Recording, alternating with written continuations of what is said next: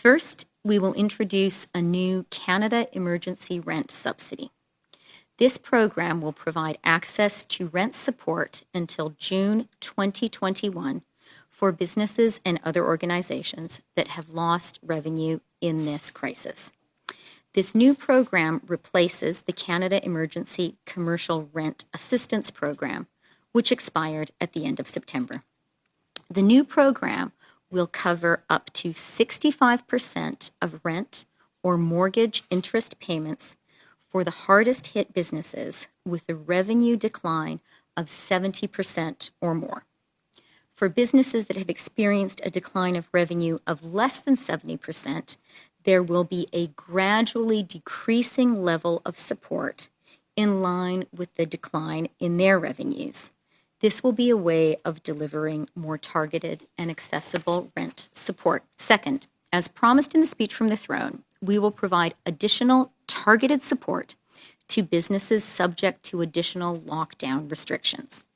We know that across the country, as we fight the second wave of COVID-19, public health officials have been imposing new restrictions. That is the right thing to do, but it imposes costs. This new targeted support will help businesses get through the lockdown and help all of us to do the right thing. The lockdown businesses will get a top-up of 25% of eligible rent in the event of a temporary closing and revenue shortfall due to a mandatory public health order caused by the pandemic.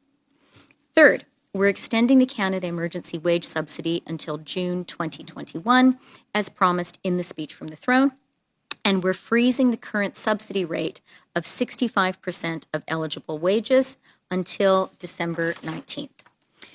This will help businesses keep workers on the payroll and encourage employers to rehire employees who had previously been laid off.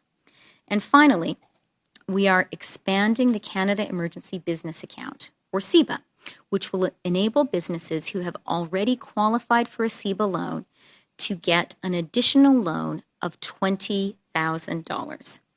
Of this additional financing, up to half, or $10,000, will be forgivable if repaid by June 31st, 2022.